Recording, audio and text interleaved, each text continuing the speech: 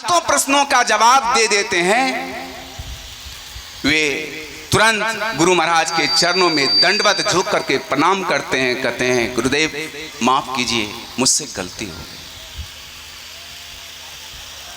ऐसे महान संत सदगुरु महर्षि मई प्रमण जी महाराज थे। और जिन महापुरुष के सानिध्य में सत्संग हो रहा है, मैं इनके विषय में भी बतलाता हूं। 2009 में जब हमारे गांव तेतरी में सत्संग का कार्यक्रम हुआ था, तो मैं अपने जन्म स्थान पर पैतृक निवास पर ही पूज्य श्री का ठहरने की व्यवस्था की थी। तो कुछ लोगों ने, विद्वान कुछ लोगों ने आकर के, उच्च वर्ण के कुछ विद्वान लोगों ने आकर के पूज्य श्री से संवाद किया।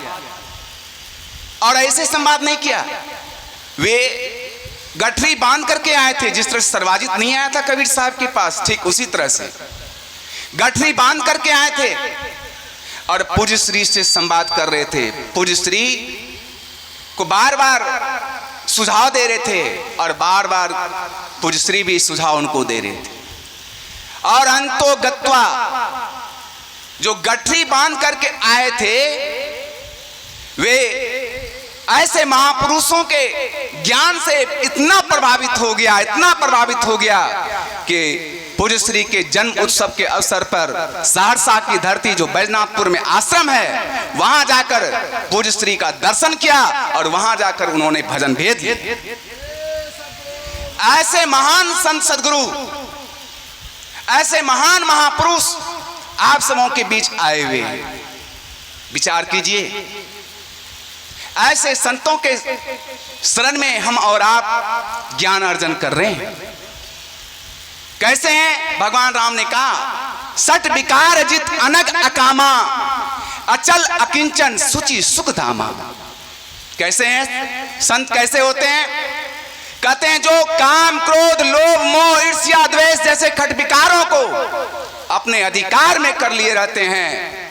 और ऐसे ही महान महापुरुष संत कहलाते हैं, जिसके लिए शास्त्र में आया है, विद्यते हृदय ग्रंथे छिद्यन्ते सर्व संशया क्षीयन्ते चास कर्माणि तस्मिन् दृष्टे परावरे।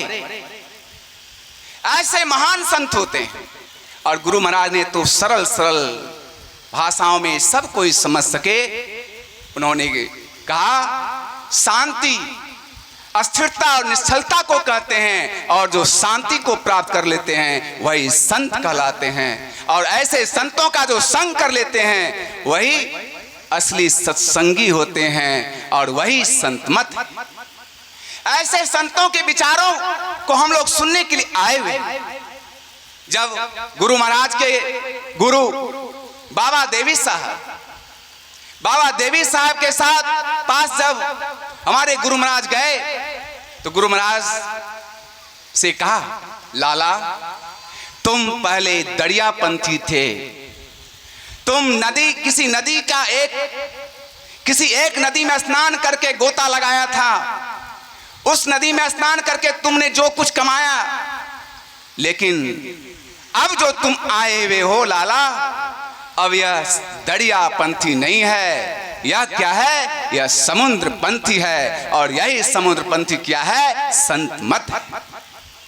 समुद्र पंथी कहने का मतलब कोसी हो, गंगा हो, बागमती हो, चाहे कोई भी नदी नाली का धाराएं क्यों ना हो, जल क्यों ना हो, वो अंत में आकर कहाँ मिलता है? उसी समुद्र में मिलता है। ठीक उसी प्रकार से चाहे जो भी संत हो गए, जो भी होंगे, जो भी हैं, सारे का विचार एक ही है और उसी विचार को संतमत कहा गया है। इसीलिए कहा, जे पहुंचे से कही गए, सबके एक ही बात, सबे सयाने एक मत, सबकी एक ही जात। जो महापुरुष उस स्थान को प्राप्त किए होते हैं, सबका विचार एक ही होता है। वही मूल विचार को गुरु महाराज ने हम सबों के बीच में देने का काम किए हैं। ऐसे महान संत सदगुरु के शरण में हम लोग आए हुए हैं। ऐसे महान संत सदगुरु के ज्ञान से हम लोग जो है खूब लाभ उठावें, तो हम लोगों का शरीर रहते हुए